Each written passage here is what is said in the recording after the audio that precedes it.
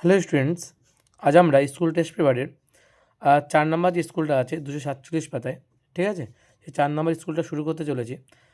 সারদা প্রসাদ institution HS physical science বিভাগ কয়ের প্রথম স্কুলটা। বিভাগ কয় কী বলছে দেখো। প্রথম কোশ্চেন বলছে তরলের ক্ষেত্রে বিবেচ্য। দেখো, তরলের ক্ষেত্রে দৈর্ঘ্য গুণাঙ্ক হয় না, তরলের ক্ষেত্রে ক্ষেত্র গুণাঙ্ক হয় না, তাহলে তরলের ক্ষেত্রে কোনটা বিবেচ্য? তো উত্তর হবে আয়তন প্রসারণ। বলছে শূন্যস্থানে ও কোনো মাধ্যমে আলোর বেগ যথাক্রমে CR/V হলে মাধ্যমের প্রতির সঙ্গে কত হবে? আমরা জানি মিউ ইজিক্যাল টু কত হয় C/V। মিউ ইজিক্যাল টু কত হবে C/V। Option B is the right answer. বলছে একটি গোলীয় দর্পণের ফোকাস দূরত্ব 10 সেন্টিমিটার, তাহলে বক্রতার সাথে কত হবে? আমরা জানি যে R ইজিক্যাল টু কত হয় 2F, তাই তো। ফোকাস দূরত্ব 10 হলে তাহলে বক্রতার সাথে 2 গুণ 10 মানে হচ্ছে 20 হবে। কত হবে? 20। তাহলে 20 সেমি উত্তর, ঠিক আছে। তারপরে বলেছে জুল পার কুলম্ব কোন ভৌত রাশির একক? জুল পার কুলম্ব, তাই তো। জুল পার কুলম্ব কোন ভৌত রাশির একক? এটা কী হবে উত্তর? জুল পার কুলম্ব বিভব প্রবাদীর একক, ঠিক আছে। তারপরে বলেছে সর্বাধিক ভেদন ক্ষমতা বিশিষ্ট তেজস্ক্রিয় রশ্মি কোনটি? সর্বাধিক ভেদন ক্ষমতা বিশিষ্ট তেজস্ক্রিয় রশ্মি গামা রশ্মি। যান্ত্রিক শক্তি থেকে তড়িৎ উৎপন্ন করা যায় বাল্যর চক্রে, বৈদ্যুতিক জেনারেটরে, বৈদ্যুতিক মোটরে না ট্রান্সফরমারে? এটা উত্তর কী হবে? বৈদ্যুতিক জেনারেটরে। জেনারেটরে কী হয়? যান্ত্রিক শক্তি তড়িৎ শক্তিতে রূপান্তরিত হয়, ঠিক আছে, বৈদ্যুতিক জেনারেটরে। তারপরে কী বলছে? যে তাপমাত্রায় এটা আদর্শ গ্যাসের আয়তন শূন্য হয় তা হলো কোন তাপমাত্রায় আদর্শ গ্যাসের আয়তন শূন্য? -273 ডিগ্রি সেন্টিগ্রেড, ঠিক আছে। তারপরে কী বলেছে? সূর্যের অতিবেগুনি রশ্মির ক্ষতিকারক প্রভাব থেকে জীবজগৎকে রক্ষা করে কোন স্তর? সূর্যের ক্ষতিকারক অতিবেগুনি রশ্মির থেকে সূর্য জীবজগৎকে রক্ষা করে ওজোন স্ফিয়ার, ঠিক আছে। তারপরে বলেছে অম্লধর্মী বিজারক গ্যাস কোনটি? কী প্রশ্ন বলেছে? অম্লধর্মী বিজারক গ্যাস কোনটি? অম্লধর্মী বিজারক গ্যাস হচ্ছে H2S, ঠিক আছে। বলছে প্রদত্ত কোন হাইড্রোজেন ঘটিত যৌগটি তড়িৎযোজী প্রকৃতির? প্রদত্ত কোন হাইড্রোজেন ঘটিত যৌগটি তড়িৎযোজী প্রকৃতির? উত্তর হবে H2S, ঠিক আছে। বলছে মেন্ডেলিভের মতে মৌলের ভৌত রাসায়নিক ধর্ম নির্ভর করে মৌলের নিউট্রন সংখ্যার উপরে, পারমাণবিক সংখ্যার উপরে, ভর সংখ্যার উপরে না পারমাণবিক ভরের উপরে? মেন্ডেলিভের মতে মৌলের ভৌত রাসায়নিক ধর্ম নির্ভর করে মৌলের পারমাণবিক ভরের উপরে, ঠিক আছে। তারপরে কী বলেছে? দুটি ধাতু সম্পন্ন আকরিক কোনটি? দুটি ধাতু সম্পন্ন আকরিক iron pyrites, zinc blade, bauxite না কপার পাইরাইটিস? উত্তর দুটি ধাতু সম্পন্ন আকরিক হলো কপার পাইরাইটিস। বলেছে কোনো গ্যাসের অণু অক্সিজেন অণুর সাপেক্ষে 1.5 গুণ ভারী হলে গ্যাসের আণবিক ভর কত হবে? গ্যাসের আণবিক ভর হবে কোনো গ্যাসের অণু অক্সিজেন অণু অপেক্ষা 1.5 গুণ ভারী হলে গ্যাসের আণবিক ভরের মান কত হবে? দেখে নাও। দেখো, অক্সিজেনের আণবিক ভর কত? অক্সিজেন মানে O2। অক্সিজেন আণবিক ভর হচ্ছে 16 দুগুণ 32। অক্সিজেন আণবিক ভর 32 গুণ 1.5 মানে হচ্ছে 1.5 মানে হচ্ছে 1.5 মানে হচ্ছে 3/2, তাই তাহলে 32 গুণ 3/2 লিখতে পারি আমরা। দেখে দিই 16 দুগুণ 32, 3 ছিলাম কত? 48। তাহলে উত্তর কত হবে এটার? উত্তর হবে কিন্তু 48, ঠিক আছে। তারপরে কি বলেছে? তারপরে বলেছে যে সম্পৃক্ত হাইড্রোকার্বন অথবা অ্যালকেন জাতীয় যৌগের মুখ্য বিক্রিয়া হলো প্রতিস্থাপন, অপনয়ন, যুদ্ধ না পলিমারাইজেশন? বলছে প্রতিস্থাপন হবে, ঠিক আছে। বলছে তড়িৎ পরিবহনে অক্ষম পদার্থর নাম কি? HNO3 জলীয় দ্রবণ, ঠিক আছে। HNO3 জলীয় দ্রবণ, লঘু HNO3 দ্রবণ, CCl4 এবং আরেকটা কী বলেছে? আরেকটা বলেছে গলিত NaCl। উত্তর কী হবে? এটা কিন্তু CCl4। তড়িৎ পরিবহনে অক্ষম হচ্ছে CCl4। তারপরে দেখো কোশ্চেন কী বলেছে দেখে নাও। বিভাগ ক্ষয়ের প্রশ্ন কী বলছে দেখো। বলছে যে নিম্নলিখিত প্রশ্নগুলির উত্তর দাও, বিকল্প প্রশ্নগুলি লক্ষণীয়। প্রাকৃতিক সৌরপদ্মা বা পৃথিবীর ছাদা বায়ুমণ্ডলের কোন স্তরকে বলা হয়? উত্তর হবে ওজোন স্তর বা O3-কে। কোলবেডের মধ্যে কোন জ্বালানি গ্যাস থাকে? কোলবেডের মধ্যে থাকে মিথেন, CH4। বলছে বায়ুমণ্ডলের কোন স্তরে উচ্চতা বৃদ্ধির সাথে উষ্ণতা বৃদ্ধি পায়? বায়ুমণ্ডলের কোন স্তরে উচ্চতা বৃদ্ধির সাথে উষ্ণতা বৃদ্ধি পায়? হচ্ছে স্ট্র্যাটোস্ফিয়ারে, ঠিক আছে, স্ট্র্যাটোস্ফিয়ার। এটা অনেকগুলো স্তর হতে পারে। থার্মোস্ফিয়ারও কিন্তু উত্তর হবে, এক্সোস্ফিয়ারও কিন্তু উত্তর হবে। বিবৃতিটি সত্য না মিথ্যা? 30 ডিগ্রি সেন্টিগ্রেড এবং 300 কেলভিনের মধ্যে 30 ডিগ্রি সেন্টিগ্রেড উষ্ণতর। দেখো 30 ডিগ্রি সেন্টিগ্রেড মানে হচ্ছে, মানে আমি যদি কেলভিনের স্কেলে দেখি তাহলে 30 + 273 মানে এত কেলভিন হবে, তাই তো। তার মানে কত হবে? 303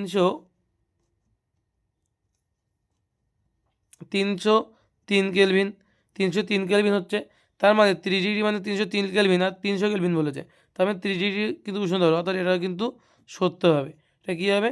সত্য হবে। নেক্সট দেখো কী বলছে, বলেছে তামার দৈর্ঘ্য প্রসারণ গুণাঙ্ক 1.6 × 10⁻⁴ পার ডিগ্রি সেন্টিগ্রেড হলে তামার ক্ষেত্র প্রসারণ গুণাঙ্ক কত হবে? আমরা জানি কি, আমরা জানি আলফা ইজ ইকুয়াল টু কী হয়, β/2, তাই তো?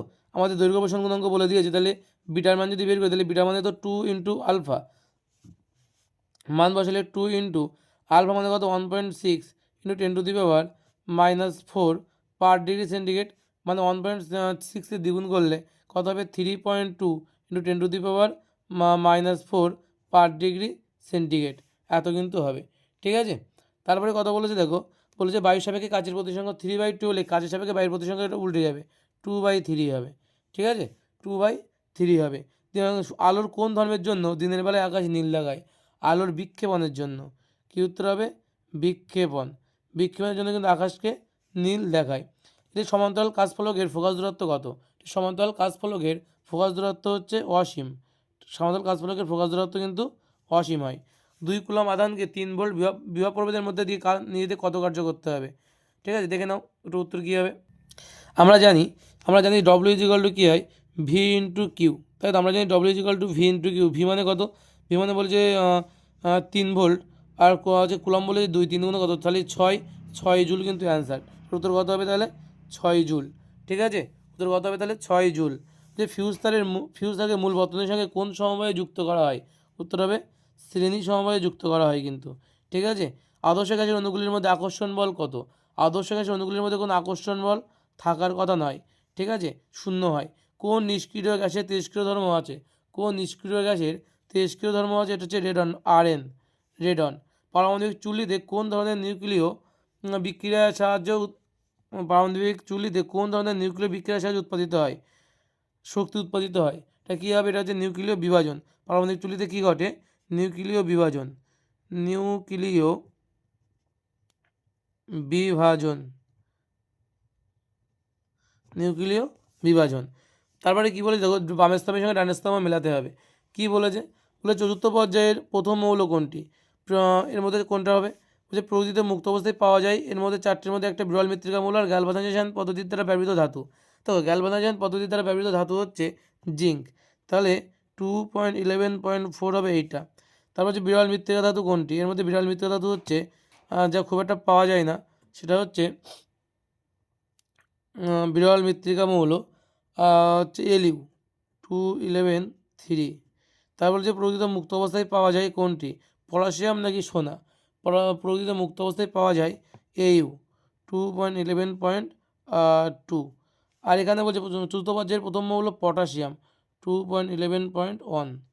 ঠিক আছে, বলছে এটি পরমাণুর ইলেকট্রন বিন্যাস 2, 8 আর 1 হলে এটি সমযোজী না তড়িৎযোজী যৌগ গঠন করবে? তা অবশ্যই কিন্তু আমাদের বাইরের কক্ষে একটা ইলেকট্রন আছে, এটা তড়িৎযোজী যৌগ গঠন করবে। ঠিক আছে, বলছে এটি ক্ষারীয় মৃত্তিকা মৌলের উদাহরণ দাও যা সমযোজী যৌগ গঠন করতে পারে। ঠিক ক্ষারীয় মৃত্তিকা মৌলের উদাহরণ দাও যা সমযোজী যৌগ গঠন করতে পারে। এটার উত্তর হবে বি, বেরিলিয়াম। বলছে এটি প্রসম তড়িৎ বিশ্লেষ্য যৌগের নাম বলো। ঠিক প্রসম তড়িৎ বিশ্লেষ্য যৌগের নাম বলো। উত্তর কী হবে? NaCl, sodium chloride. সর্বনিম্ন আণবিক ভর বিশিষ্ট কার্বক্সিলিক অ্যাসিডের ইউপ্যাক নাম কী হবে? ইউপ্যাক নাম কী হবে? সর্বনিম্ন আণবিক ভর বিশিষ্ট, তাহলে এটা হচ্ছে HCOOH। ইউপ্যাক নাম, এটা মিথানোইক অ্যাসিড। এটা হচ্ছে একটা মিথানোইক অ্যাসিড, কিন্তু এটা হচ্ছে মিথানোইক অ্যাসিড হয়। ঠিক আছে, ভিনিগারের ইউপ্যাক নাম কি? ভিনিগারের ইউপ্যাক নাম হচ্ছে ইথানোইক অ্যাসিড। এটা হবে ইথানোইক, আগেটা হচ্ছে ইথানোইক অ্যাসিড। আর আগেরটা কিন্তু ইউপ্যাক নাম কী হবে? Methanoic acid. 3টি কার্বনযুক্ত অ্যালকিনের নাম এবং গঠন সংকেত লেখো। 3টি কার্বনযুক্ত অ্যালকিনের নাম এবং গঠন সংকেত। কী উত্তর হবে? দেখো এটা দেখে নাও, এটা গঠন সংকেত দেখে নাও। এটা কী উত্তর হবে দেখে নাও, যে CH3 bond C, triple bond CH। এটার নাম আছে, এটার নাম হচ্ছে কী হবে? এটার নাম হচ্ছে প্রোপাইন। এটার নাম হচ্ছে প্রোপাইন। বোঝা গেল? এটা কার উত্তর? এটা কিন্তু আমাদের এই যে এটার উত্তর কিন্তু এটা। ঠিক আছে, 3টি কার্বনযুক্ত অ্যালকেনের নাম এবং গঠন সংকেত। ঠিক আছে, তারপর হচ্ছে Cu2+, Mg2+, H+ এবং K+ এর মধ্যে কোনটি ক্যাথোডে বিজারিত হওয়ার প্রবণতা সর্বাধিক? মধ্যে কোনটি ক্যাথোডে সবচেয়ে বেশি বিজারিত হবে? এটা হচ্ছে Cu2+। হচ্ছে ফেরিক ক্লোরাইডের জলীয় দ্রবণে অ্যামোনিয়ার জলীয় দ্রবণ যোগ করলে যে অদক্ষেপ পড়বে তার সংকেত কী? ফেরিক ক্লোরাইডের জলীয় দ্রবণে অ্যামোনিয়ার জলীয় দ্রবণ যোগ করলে যে অদক্ষেপ পড়বে তার সংকেত লেখো, দেখে নাও। এই যে ফেরিক ক্লোরাইডের সঙ্গে অ্যামোনিয়ার জলীয় দ্রবণ যোগ করলে অদক্ষেপ পড়ে সেটা হলো FeOH গ্রুপ 3, যার বন্ধ হয় বাদামি রঙের। FeOH গ্রুপ 3 উত্তর কী হবে তাহলে? উত্তর হবে হচ্ছে FeOH গ্রুপ 3। ঠিক আছে, যে অ্যামোনিয়া থেকে উৎপন্ন একটি অজৈব সারের নাম এবং সংকেত লেখো। অ্যামোনিয়া থেকে উৎপন্ন একটি অজৈব সারের নাম হচ্ছে অ্যামোনিয়াম ফসফেট। অ্যামোনিয়া থেকে উৎপন্ন একটি অজৈব সার, এটা কী হবে? অ্যামোনিয়া থেকে উৎপন্ন একটি অজৈব সারের নাম এবং সংকেত হচ্ছে অ্যামোনিয়াম ফসফেট। ঠিক আছে, এটার উত্তর হবে অ্যামোনিয়াম ফসফেট বা NH4 group 3 PO4। NH4 group 3 PO4। ঠিক আছে, যে অ্যামোনিয়া জলীয় দ্রবণে 1 ফোঁটা ফেনাপথ্যালিন যোগ করে দ্রবণের রঙের কী পরিবর্তন হবে? দ্রবণের রঙ কিন্তু চেঞ্জ হয়ে যাবে এবং হয়ে যাবে সেটা গোলাপি। ঠিক আছে, গোলাপি হয়ে যাবে। তারপরে দেখো কী বলেছে, বিভাগ গ এর প্রশ্নগুলো দেখে নাও। বিভাগ গ এর প্রশ্ন বলছে যে CFC কীভাবে ওজোন স্তরকে কীভাবে ওজোন স্তর ধ্বংস করে সমীকরণ সহ লেখো, দেখে নাও। যেহেতু 2 নম্বর উত্তর চেয়েছে, তোমরা যেটা করবে এখান থেকে কিন্তু তোমরা বিক্রিয়াগুলো লিখে দিলেই কিন্তু হয়ে যাবে। ঠিক আছে, ওজন CFC যৌগ কীভাবে ওজন স্তর ধ্বংস করে সমীকরণ সহ লেখো। তো তোমরা সমীকরণ সহ লিখবে, আর এখান থেকে পুরোটাই কিন্তু একটু পড়ে নিয়ে নিজের মতন করে ছোটো করে লিখবে। ঠিক আছে, এখানে দেওয়া আছে পুরোটা। ঠিক আছে, তো নেক্সট দেখো কী বলছে এখান থেকে অবধি CFC যৌগের ভূমিকা ওজন স্তর ধ্বংসে। ঠিক আছে, নেক্সট কী বলছে? নেক্সট বলছে যে ঘরের তাপমাত্রায় 76 সেন্টিমিটার পারস্তম্ভের চাপে কোনো নির্দিষ্টভাবে গ্যাসের আয়তন 1 লিটার হলে তাপমাত্রা অপরিবর্তিত রাখলে 19 সেন্টিমিটার পারস্তম্ভে ওই গ্যাসের আয়তন কত হবে? এখানে বলছে যেহেতু তাপমাত্রা স্থির, তাই কী হবে? তাই বলছে বয়লের সূত্র অনুসারে কী হবে? P1 V1 = P2 V2। তার মানে আমরা P1 মানে 76, V1 মানে 1 লিটার, P2 মানে 19 বলেছে সেন্টিমিটার Hg। V2 মান কত হবে? V2 মান যদি বের করি আমরা P1 V1 বাই P2 হবে। মান বসাও, 76 × 1/19 কাটাকাটি করলে 4 লিটার। তো উত্তর কত হবে? উত্তর কিন্তু হবে 4 লিটার। ঠিক আছে, নেক্সট কোশ্চেন কী বলছে? বলেছে যে 27 ডিগ্রি সেন্টিগ্রেড উষ্ণতায় 750 mmHg চাপে 0.324 গ্রাম গ্যাসের আয়তন 280 সিসি হলে গ্যাসটির আণবিক গুরুত্ব কত? দেখে নাও। বলছে আমরা জানি কি, আমরা জানি যে PV বেসিক্যালি nRT হয়। PV nRT। n মানে হচ্ছে W/m, n মানে W/m RT। তাহলে m মানে কত হবে? WRT/PV হয়ে যাবে। এমটা এই পাশে চলে গেল আর পিভিটা তলায় চলে এলো, WRT/PV। এখন ডব্লুর মান কত বলেছে? দেখো আমাদের প্রথমে বলেছে এটা হচ্ছে মিলিমিটার Hg চাপে দিয়েছিল। এটা দেখো এখানে মিলিমিটার Hg চাপে দিয়েছিল। ওটাকে যদি আমরা এটিএম ইউনিটে করতে চাই তাহলে 760 দিয়ে ভাগ করতে হবে। তাহলে 750কে 760 দিয়ে ভাগ করলাম, চাপের মান আমার এটিএমে চলে এলো। ভি এর মান 0.28 লিটার, ডব্লুর মান বলেছে 0.324 গ্রাম বলে দিয়েছে, আর এর মান তো আমরা জানি 0.082, তাই তো? Litre atmosphere mole inverse kelvin inverse একটা সূত্র একক আছে আমাদের, টি হচ্ছে 300 কেলভিন। এই মানগুলো যদি আমরা এখানে ইনপুট করি, এই মানগুলো ডব্লুর মান, আর এর মান, টি এর মান, পি এর মান, ভি এর মান যদি ইনপুট করি এখানে, তাহলে আমরা যে মানটা পাবো সেটা 28.8। তাহলে আমরা এম এর আণবিক ভর কত পাচ্ছি? তাহলে আণবিক গুরুত্ব 28.8 পাচ্ছি কিন্তু। ঠিক আছে, 28.8 মোল ইনভার্স। ঠিক আছে, মোল ইনভার্স। আশা করি বোঝা গেল। তারপরে দেখো কী বলেছে, তারপরে বলেছে যে উত্তর লেন্স দ্বারা কীভাবে বিবর্তিত অসৎ প্রতিবিম্ব গঠনের লেখচিত্র অঙ্কন করো। উত্তর লেন্স দ্বারা অসৎ যে বিবর্তিত এবং অসৎ, দেখে নাও উত্তরটা কী হবে। এই বিবর্ধক কাজরূপে উত্তর লেন্সের যে ব্যবহার, এটাই কিন্তু এটার উত্তর হবে। ঠিক আছে, তো চিত্র রাখতে বলেছে মানে এই চিত্রটা কিন্তু দেখে দেবে। ঠিক আছে, এটা কিন্তু আগেও বহুবার বলেছি, দেখো 2026 লেখাই আছে এখানে। তোমাদের জন্য কিন্তু খুব গুরুত্বপূর্ণ একটা প্রশ্ন কিন্তু, বিবর্ধক কাজরূপে উত্তর লেন্সের ব্যবহার, বা আমার এক্ষুনি যে প্রশ্ন বললাম সেই উত্তরটা, এটা কিন্তু একই উত্তর হবে। ঠিক আছে, তো নেক্সট কী বলেছে দেখো,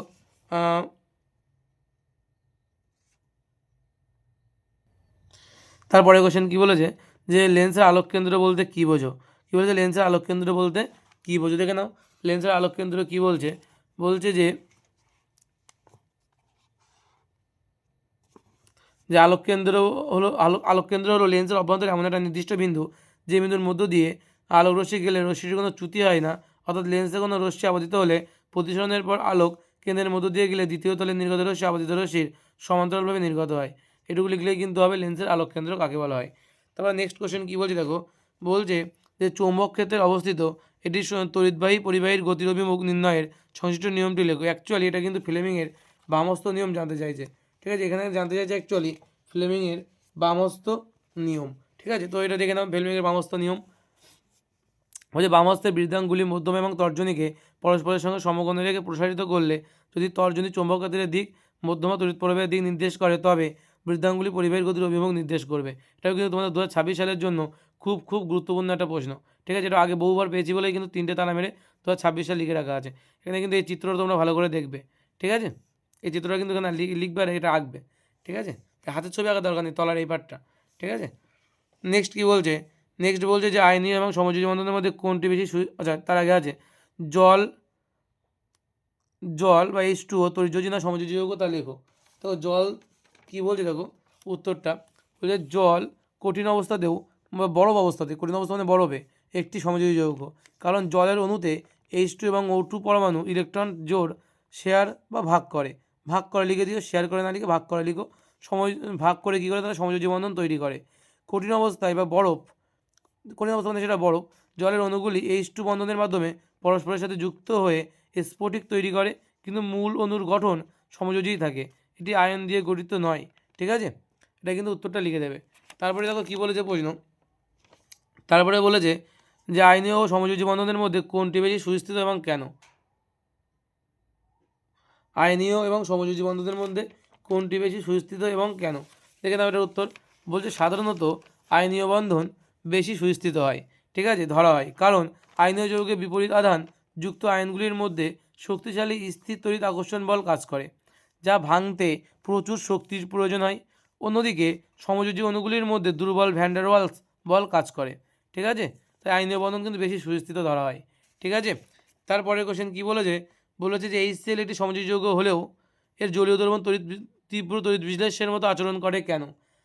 এই স্কুলের প্রতিটা কোশ্চেনই কিন্তু এরকম ধরনের, বইয়ের সঙ্গে খুব একটা মিল পাবে না, ঠিক আছে। বলছে HCl সমযোজী যৌগ, কিন্তু এটি একটি পোলার অণু, জলে দ্রবীভূত হলে এটি জলের অণুর সাথে বিক্রিয়া করে সম্পূর্ণরূপে আয়নিত হয়ে H3O+ আয়ন এবং Cl- আয়ন উৎপন্ন করে। এই মুক্ত আয়নগুলি দ্রবণে তড়িৎ পরিবহন করে। আশা করি বোঝা গেল। নেক্সট কোশ্চেন কী বলছে দেখো, নেক্সট কোশ্চেন বলছে যে N2 আচ্ছা N2 এর পরীক্ষাগারে প্রস্তুতিতে অ্যামোনিয়াম নাইট্রাইট এর গাঢ় জলীয় দ্রবণকে সরাসরি উত্তপ্ত না করে সমমোল অনুপাতে NH4Cl এবং বলছে NaNO2 এর গাঢ় জলীয় দ্রবণকে উত্তপ্ত করা হয় কেন, সমীকরণ সহ লেখো। এখানে সমীকরণটা লেখা হয়নি, কিন্তু তোমরা উত্তরটা দেখে নাও। বলছে সরাসরি NH4NO2 কে উত্তপ্ত করলে বিস্ফোরণ ঘটার সম্ভাবনা থাকে, কারণ এটি তাপীয়ভাবে খুব অস্থির।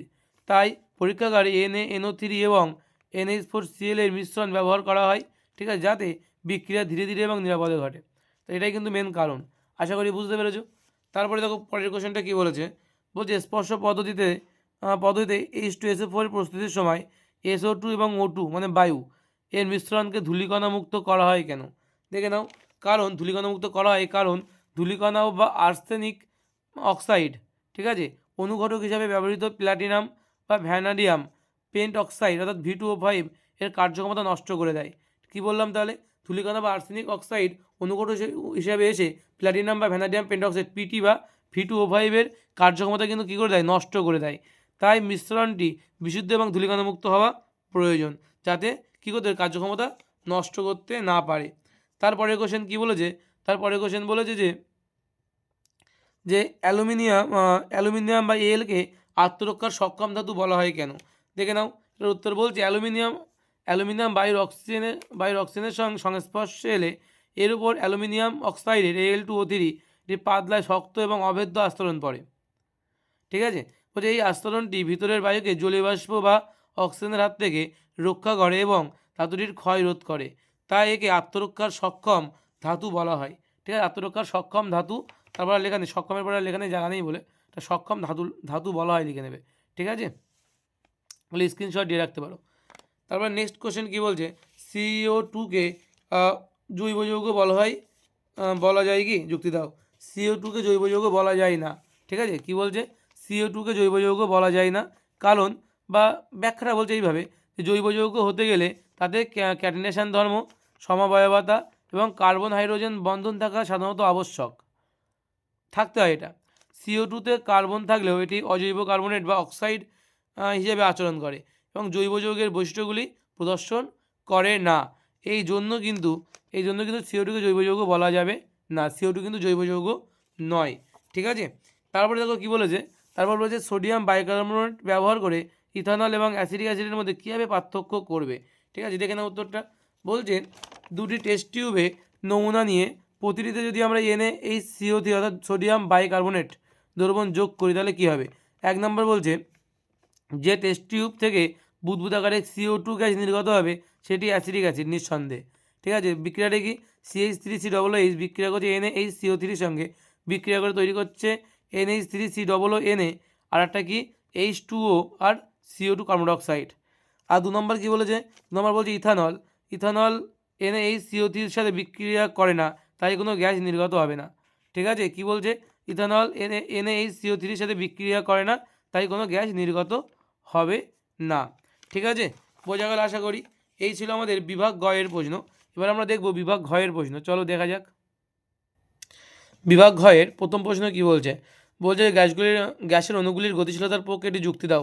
তো ওটা দেখে নাও। গ্যাসের গতিশীলতার স্বীকার্যগুলির মধ্যে গ্যাসের গতিশীলতার পক্ষে যুক্তি দাও, অর্থাৎ এখান থেকে এটা লিখে দেবে যে এই যে গ্যাসের অণুগুলি গোলাকার এবং কঠিন অণুগুলির মধ্যে পারস্পরিক ব্যবধান অনেক বেশি বলে এদের মধ্যে কোনো আকর্ষণ বল থাকে না। এগুলো লিখে দেবো, এটা লিখে দিতে পারো। এই যে গ্যাসের অণুগুলি সম্ভব সব দিকে অতি দ্রুত গতিতে সরলরেখায় বিচরণ করে, ওদের বেগ 0 থেকে অসীম পর্যন্ত বিস্তৃত থাকে।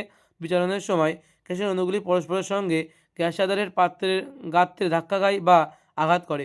প্রতি দুটি ধাক্কা বা আঘাতের মধ্যবর্তী দূরত্বকে মুক্তিপথ বলা হয়। পরপর দুটি ধাক্কা বা আঘাত এর মধ্যে গ্যাসের অণু যে গড় দূরত্ব অতিক্রম করে তাকে গড় মুক্তপথ বলা হয়।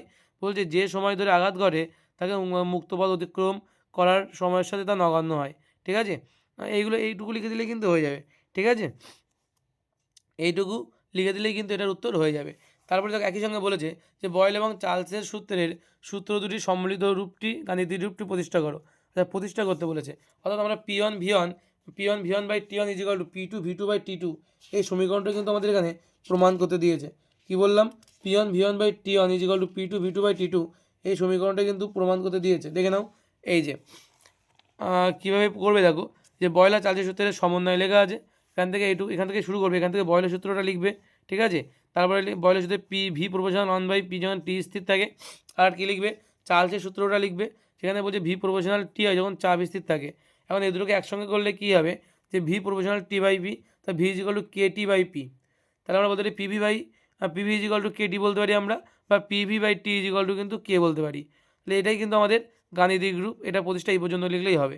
এখন যদি আমাদের ম্যাথমেটিক্যাল টার্মে লিখতে হয় তাহলে P1 by T1 is equal two P2 by T2 এটাও লেখা যেতে পারে কিন্তু, ঠিক আছে। বেসিক্যালি এই পর্যন্ত লিখলে হয়ে যাবে। তারপরে দেখো কী বলেছে, যে কঠিন পদার্থের মধ্য দিয়ে তাপের পরিবহন কোন কোন বিষয়ের উপরে নির্ভর করে। কঠিন পদার্থের মধ্য দিয়ে তাপের পরিবহন কোন কোন বিষয়ের উপর নির্ভর করে দেখে নাও। বলছে 1 নম্বর পাত্রীর এটা যদি আমি ধাতব পাত নিই, ঠিক আছে, তার বেদ যদি ডি হয় এবং তার একদিকের উষ্ণতা θ1 আর একদিকের উষ্ণতা যদি θ2 হয় এবং তার মধ্যে টি সময় ধরে যদি কী পরিমাণ তাপ যায়, তাহলে আমরা বলতে পারি যে পাত্রীর সেই কী পরিমাণ তাপটা কি বলছে, যে পাত্রীর প্রস্থচ্ছেদের ক্ষেত্রফল এর সঙ্গে সমানুপাতিক হবে। পাতের দুই পৃষ্ঠের উষ্ণতার পার্থক্য যেটা θ1 ডিফারেন্স θ2 এর সঙ্গে সমানুপাতিক হবে। পাতের বেদ ডি এর সঙ্গে হবে ব্যস্ত অনুপাতিক এবং তাপ পরিবহনের সময় টি এর সঙ্গে কিন্তু সমানুপাতিক হবে। এই চারটের সঙ্গে কিন্তু এই সম্পর্কে আছে 1 2 3 4টে। এই চারটের সঙ্গে কী সম্পর্ক আছে সেটাই কিন্তু এখানে লিখতে বলেছে। এর বেশি কিছু লেখার প্রয়োজন নেই। তুমি যদি চাও তো এই যে সমীকরণ গঠন এটা কিন্তু করে দিতে পারো, ঠিক আছে, অসুবিধা নেই তাতে। তারপরে দেখো কী বলেছে, তার পরের কোশ্চেন যে তাপ পরিবাহিতাঙ্ক কাকে বলা হয়, এসআই পদ্ধতিতে এককটা লেখো। তো দেখে নাও উত্তরটা কী হবে। বলছে তাপ পরিবাহিতাঙ্ক যে একক বেদ এবং একক প্রস্থচ্ছেদ বিশিষ্ট, এটা এখান থেকে ক্ষেত্রফল বিশিষ্ট কোনো পদার্থের একটি ফলকের দুই বিপরীত পৃষ্ঠের উষ্ণতার পার্থক্য 1 ডিগ্রি হলে উষ্ণতার স্থিতি অবস্থায় ওই ফলকের এক পৃষ্ঠ থেকে অপর পৃষ্ঠ লম্বভাবে প্রতি একক সময়ে যে পরিমাণ তাপ পরিবাহিত হয় তাকে ওই পদার্থের তাপ পরিবাহিতা বা তাপ পরিবাহিতাঙ্ক বলা হয়। একই সঙ্গে যে এসআই একক কি বলে, joule metre inverse kelvin inverse second inverse বা watt metre inverse kelvin inverse এভাবে বললেও কিন্তু হবে, ঠিক আছে। তারপরের কোশ্চেন কী বলেছে, বলেছে যে সর্বদৃষ্টিজনিত ত্রুটি কাকে বলা হয়, এই ত্রুটির কারণ এবং প্রতিকার লেখো। ঠিক আছে, স্বল্প মানে মায়োপিয়া জানতে চাইছে, মায়োপিয়া। ঠিক আছে, তো দেখে নাও কি উত্তর হবে। হ্রস্বদৃষ্টি বা মায়োপিয়া বলা হয়। ঠিক আছে, এই যে বলছে হ্রস্বদৃষ্টি বা মায়োপিয়ার কী কারণে হয়, কোন কারণে হয়। বলছে সম্পূর্ণ শিথিল অবস্থায় চোখের লেন্সের ফোকাস দৈর্ঘ্য। আচ্ছা কী বলছে, বলছে হ্রস্বদৃষ্টি বা মায়োপিয়া এর কারণটা কী। বলছে স্বল্পদৃষ্টির কারণ বলছে কোনো কারণে সম্পূর্ণ শিথিল অবস্থায় চোখের লেন্সের ফোকাস দূরত্ব অক্ষিগোলকের ব্যাস অপেক্ষা কমে গেলে হতে পারে। বলছে অক্ষিগোলকের আকার স্বাভাবিকের চেয়ে বড় হয়ে গেলে হয়। ঠিক আছে, তারপরে বলছে কর্নিয়া তলের বক্রতা বেড়ে গেলে হতে পারে। ঠিক আছে, বক্রতা বেড়ে গেলে চোখের ত্রুটি দেখা যায়। প্রতিকারে কি অবতল লেন্স ব্যবহার করতে বলছে। বলছে অবতল লেন্স ব্যবহার করলে কিন্তু এই ত্রুটি দূর করা সম্ভব। ঠিক আছে, তো এটাই ছিল আমাদের মায়োপিয়া বা হ্রস্বদৃষ্টি। ঠিক আছে, তারপরে কি বলেছে, বলেছে আলোর প্রিজমে আলোর প্রতিসরণের চিত্র অঙ্কন করতে বলে, চিত্র অঙ্কন করে চ্যুতিকোণের রাশিমালা নির্ণয় করতে বলছে। তো দেখে নাও উত্তরটা কী হবে। দেখে নাও, এটা হচ্ছে লিখতে হবে তোমাদের, এই যে চিত্রটা আঁকতে হবে, চিত্রটা এঁকে এই যে প্রমাণ করেছে ডেল ইজিক্যাল two ion plus I2 minus এ। আমরা যে আশা করবো প্রত্যেকের বইয়ের থেকে এটা কিন্তু পড়েছো। ঠিক আছে, প্রত্যেকের বইতে এটা আছে, প্রত্যেকের নিজের বইয়ের থেকে এটা কিন্তু পড়বে। ঠিক আছে, এই প্রিজমের চ্যুতিকোণের রাশিমালা কারণ মারাত্মক একটা গুরুত্বপূর্ণ একটা কোশ্চেন কিন্তু এটা। ঠিক আছে, এটা প্রতিবার পরীক্ষায় কিন্তু এইটা নতুবা যে আমরা পড়েছিলাম না যে R ইজিক্যাল টু 2F, এই প্রমাণটা, এই দুটো প্রমাণ কিন্তু খুব গুরুত্বপূর্ণ তোমাদের যারা মাধ্যমিক 2026 দিচ্ছ তাদের জন্য। এই দুটো কোশ্চেনই কিন্তু খুব ভালোভাবে কিন্তু পড়বে। তারপরের কোশ্চেন কী বলেছে দেখো, তারপরের কোশ্চেন বলেছে প্রদত্ত বর্তনীর তুল্যরোধের মান কত হবে এবি প্রান্তের মধ্যে। ঠিক আছে, তো দেখে নাও, এটা বলছে এ প্রান্ত, এটা বলছে কি বি প্রান্ত। এদের মধ্যে তুল্যরোধ যদি বের করতে তাহলে কী দেওয়া আছে, 10 ওহম দেওয়া আছে, এই দুটো 20 করে দেওয়া আছে, এখানে 10 দেওয়া আছে। এই দুটো সমান্তরালে আছে, এই সমান্তরাল থেকে যদি আমি আর পি এর মানটা বের করি তাহলে কত হবে, 20 গুণ 20 বাই 20 প্লাস 20, 400/40 কাটাকাটি করলে 10 ওহম।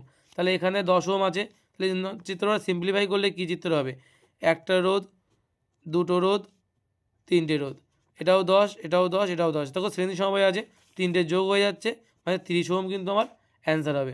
আশা করি বোঝা গেল।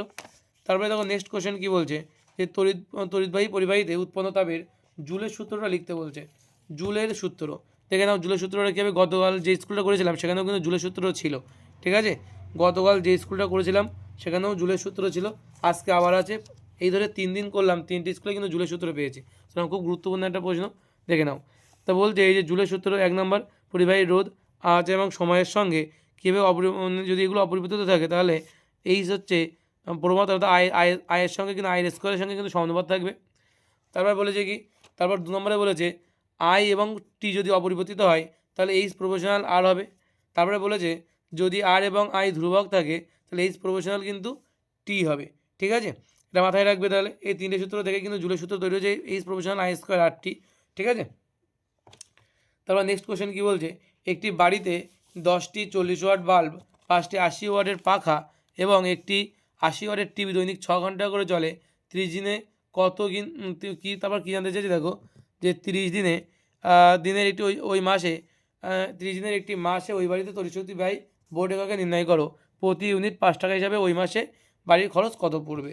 দেখে নাও, তাহলে মোট ব্যয়িত তড়িৎশক্তি যদি আমি করি তাহলে 10টি 40 ওয়াটের বাতি, 80 ওয়াটের 5টি পাখা আছে এবং একটি 80 ওয়াটের টিভি বলে বোধ হয় টিভি আছে।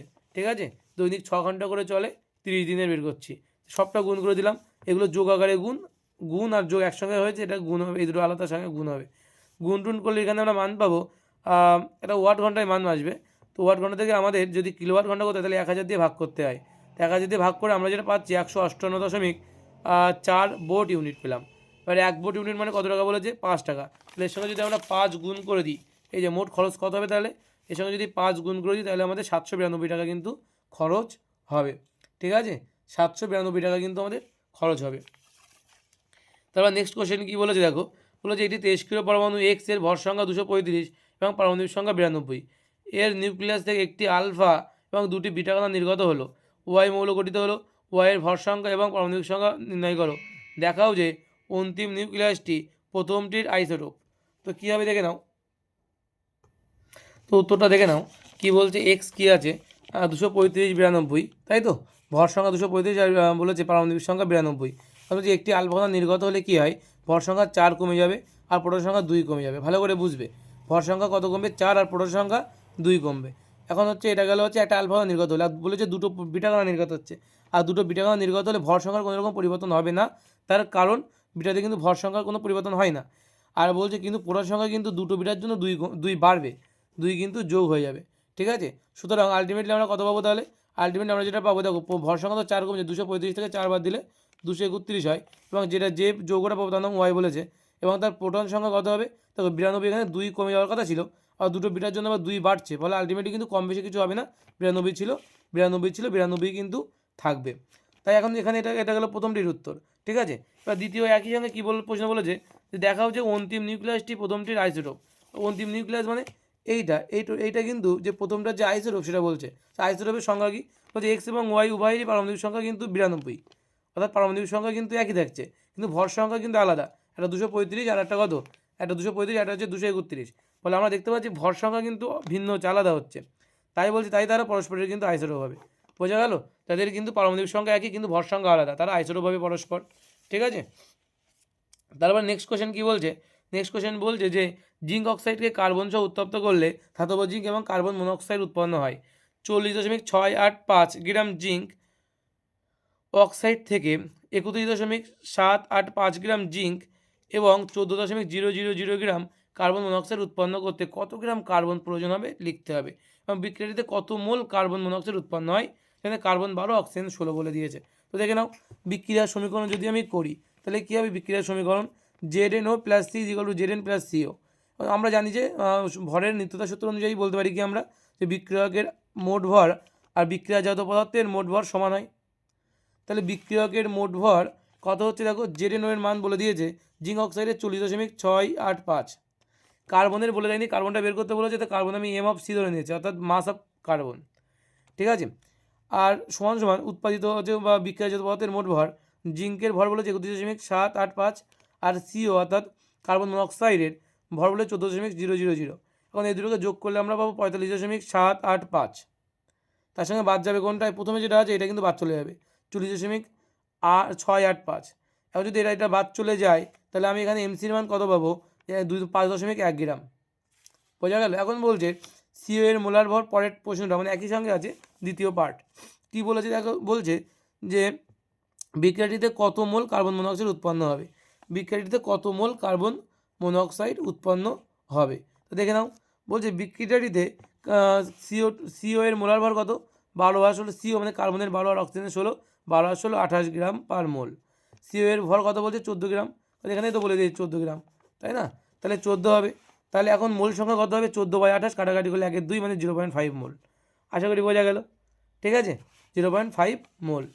নেক্সট কোশ্চেন কী বলছে দেখো, বলছে যে 20 গ্রাম ভরের একটা কঠিন যৌগ এক্সকে উত্তপ্ত করলে 9 গ্রাম ভরের একটা কঠিন যৌগ ওয়াই এবং একটা বর্ণহীন গ্যাস জেড উৎপন্ন হয়। তাহলে এক্স ভাঙছে, ওয়াই আর জেড উৎপন্ন হচ্ছে। তাই বিক্রিয়ার সমীকরণ থেকে নাও, এক্স সমান সমান ওয়াই প্লাস জেড। এই জেডটা কিন্তু গ্যাসীয় পদার্থ, যেটা কিন্তু উবে যাচ্ছে, ঠিক আছে। এখন কি বলেছে? বলেছে যে জেডের এসটিপিতে আয়তন 5.6 লিটার হলে জেডের আণবিক ভর কত নির্ণয় করো।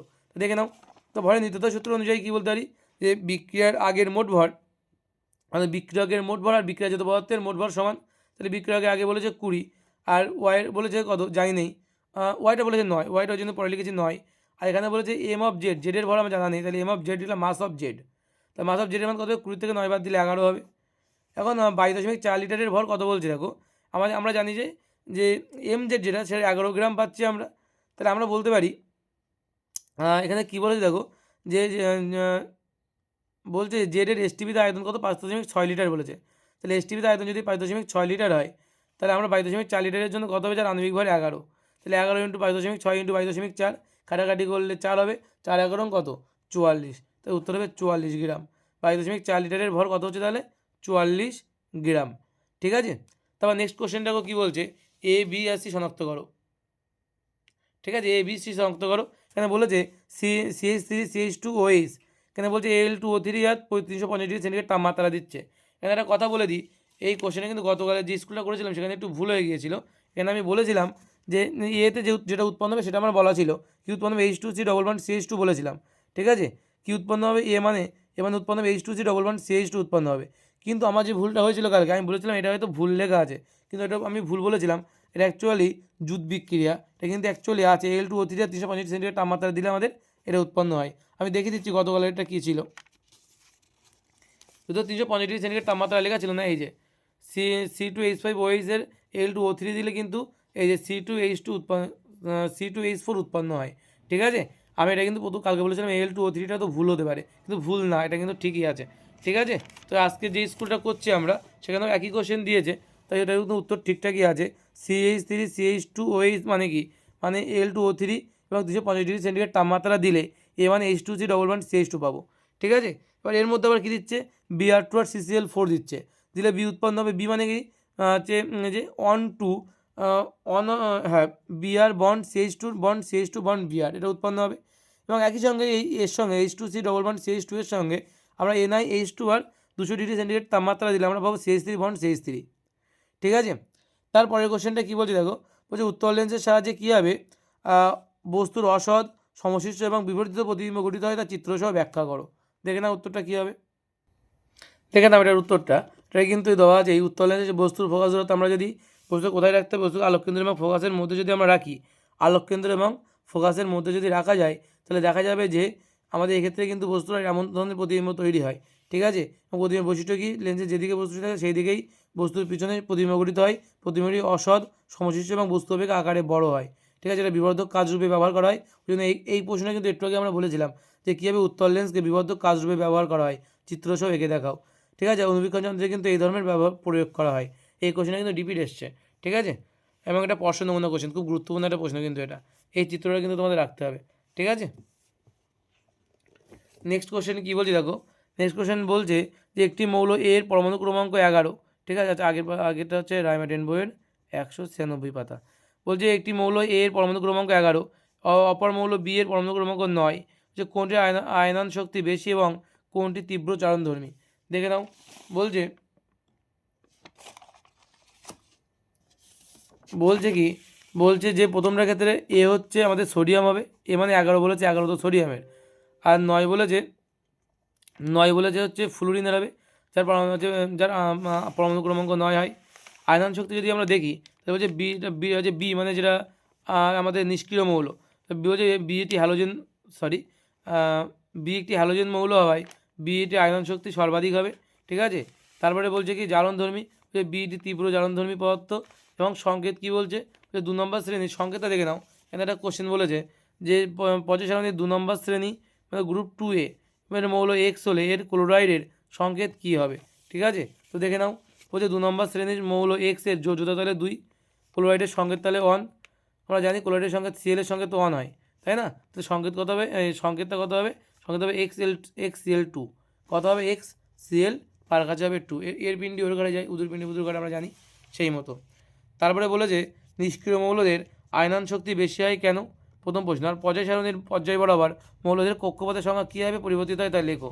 দেখে নাও, নিষ্ক্রিয় মৌলদের আয়নন শক্তি বেশি হওয়ার কারণ কি, যে নিষ্ক্রিয় মৌলদের সর্বশেষ কক্ষপথে কী বলছে, নিষ্ক্রিয় মৌলদের সর্বশেষ কক্ষপথে 8টি করে ইলেকট্রন থাকে, অর্থাৎ এদের অষ্টক পূর্ণ থাকে। এই সুস্থিত ইলেকট্রন বিন্যাস ভাঙতে প্রচুর শক্তির প্রয়োজন, তাই এদের আয়নন শক্তি খুব বেশি হয়। তারপরে বলেছে কক্ষপথের পরিবর্তনটা কী হবে, বলছে পর্যায় সারণীর বাম দিক থেকে ডান দিকে গেলে, অর্থাৎ পর্যায় বরাবর বাম দিক থেকে ডান দিকে গেলে মৌলদের কক্ষপথের সংখ্যার কোনো পরিবর্তন হয় না, কিন্তু নিউক্লিয়াসের আদান যখন বাড়ে তখন কিন্তু তার আকার ছোট হতে থাকে। ঠিক আছে, তার আকার কিন্তু ছোট হতে থাকে। ঠিক আছে, তারপরে কি বলেছে দেখো, তারপর বলেছে যে কপার কি বলেছে, যে কপার তড়িৎদ্বার ব্যবহার করে CuSO4 এর তড়িৎ বিশ্লেষণের সময় দ্রবণের CuSO4 এর গাঢ়ত্বের কোনো পরিবর্তন হয় না কেন, ব্যাখ্যা করো। দেখে নাও উত্তরটা কী হবে। তো দেখে নাও এটা কী বলছে দেখো, এখানে আমাদের এই যে কপার তড়িৎদ্বারের সাহায্যে আমাদের কী বলেছে দেখো, কপার তড়িৎদ্বার ব্যবহার করে CuSO4 তড়িৎ বিশ্লেষণের সময় দ্রবণের CuSO4 এর গাঢ়ত্বের কোনো পরিবর্তন হয় না কেন। এখানে তোমরা কী কী লিখবে দেখো, তড়িৎ বিয়োজন লিখতে হবে, ক্যাথোডের বিক্রিয়া অ্যানোডের বিক্রিয়া এখানে অবশ্যই লিখবে। সুতরাং সিউ তড়িৎদ্বার ব্যবহার করে CuSO4 জলীয় দ্রবণের তড়িৎ বিশ্লেষণ করলে কপারের অ্যানোড ক্ষয়প্রাপ্ত হয় আর ক্যাথোডের সমপরিমাণ কপার ধাতু সঞ্চিত হয়। দ্রবণের CuSO4 এর গাঢ়ত্ব বা CuSO4 এর পরিমাণ অপরিবর্তিত থাকে, এর কোনো চেঞ্জ হয় না। এই অ্যানোডের ক্যাথোডের বিক্রিয়া দুটো লেখার পরে কিন্তু এই কথাটা লিখে দেবে, তাহলে কিন্তু পারফেক্ট অ্যান্সার হবে। ঠিক আছে, তারপর একই সঙ্গে একটা কোশ্চেন বলেছে দেখো, যে ভোল্টামিটার কী। দেখে নাও ভোল্টামিটার জিনিসটা কী বলছে, এই যে ভোল্টামিটার বলছে কি যে পাত্রে গলিত বা উপযুক্ত দ্রাবকে দ্রবীভূত অবস্থায় তড়িৎ বিশ্লেষক পদার্থ রেখে বা তড়িৎ বিশ্লেষণ প্রক্রিয়া সম্পন্ন করা হয় সেই পাত্রটিকে বলা হচ্ছে তড়িৎ বিশ্লেষক কোষ বা ভোল্টামিটার। আশা করি বোঝা গেল। তারপরের কোশ্চেন কী বলছে দেখো, বলছি তড়িৎ বিশ্লেষণের সময় সমপ্রবাহ ডিসি এর পরিবর্তে পরবর্তী প্রবাহ এসি চালনা করা হয় কেন? নিষ্ক্রিয় তড়িৎদ্বার এর উদাহরণ দাও। ঠিক আছে, দেখে নাও যে কেন আমাদের ডিসির পরিবর্তে এসি ব্যবহার করা হয়। ঠিক আছে, দেখে নাও উত্তরটা কী হবে। এই যে বলেছে এইখান থেকে সবটা, এইখান থেকে এই অবধি সবটা কিন্তু লিখে দেবে, এই যে এই পর্যন্ত। ঠিক আছে, সবটা কিন্তু এখান থেকে লিখে দেবে। নেক্সট কোশ্চেন কী বলছে, নেক্সট কোশ্চেন বলছে অসওয়াল পদ্ধতিতে HNO3 প্রস্তুতির বিক্রিয়ার রাসায়নিক বিক্রিয়াটি লেখো। ঠিক আছে, তো উত্তরটা দেখে নাও, এটার উত্তর কী হবে। এর উত্তর বলছে অসওয়াল পদ্ধতিতে HNO3 এর যে আমাদের প্রস্তুতি সেটা কী হবে দেখে নাও। সেটা হচ্ছে এই যে অসওয়াল পদ্ধতির 4টে বিক্রিয়া দেওয়া আছে, এটা আমি প্রতিদিন একবার করে বলতে হয় এটাকে। ঠিক আছে, এই যে 1 2 3টে, এই 3টে যে আমাদের বিক্রিয়া আছে টোটাল, এটা সবটাই কিন্তু তোমাদের গুছিয়ে লিখতে হবে। কঠিন হলেও কিন্তু এটা তোমার পুরোটা লিখতে হবে, বিক্রিয়াগুলো তো লিখতেই হবে। ঠিক আছে, এই যে বিক্রিয়াগুলো আছে এগুলো তো অবশ্যই লিখতে হবে। তো এই ছিল আমাদের এটা ছিল হচ্ছে আমাদের যে আমাদের যে 3 নম্বর 4 নম্বর স্কুল বলে এটা, এই ছিল আমাদের কোন স্কুলে এটা, সারদা প্রসাদ ইনস্টিটিউশন। তো 47 পাতার পেজটা আমাদের শেষ হলো। ঠিক আছে, নেক্সট দিন আমরা দেখবো এর পরের স্কুলটা। তো তোমরা এগুলো বন্ধুদের কাছে অবশ্যই শেয়ার করে দেবে। ঠিক আছে, যাদের খুব ক্লোজ ফ্রেন্ড আছে তারা অবশ্যই তাদের বন্ধুদের কাছে শেয়ার করে দেবে। আর তোমার যদি কোনো কোশ্চেন অসুবিধা থাকে তো অবশ্যই আমাদের কমেন্ট করে জানাবে। আর ভিডিওটা অবশ্যই লাইক করতে একদমই ভুলবে না। লাইক, কমেন্ট আর বন্ধুদের কাছে শেয়ার তোমরা করছোই। ঠিক আছে, এবং তোমরা যদি জৈব রসায়নের উপর কোনো সিঙ্গেল অনশট ভিডিও চাও তাহলে কিন্তু অবশ্যই আমি একটা পোস্ট করি, ওই পোস্টটা লাইক করবে। ঠিক আছে, তাহলে কিন্তু যত বেশি লাইক আসবে তত কিন্তু দ্রুত আমি ভিডিওটা নিয়ে আসবো। ঠিক আছে, তো এই ছিল আমাদের আজকের স্কুল টেস্ট পেপার সলভ। তো দেখা হবে আবার কালকে। চলো টাটা, বাই বাই।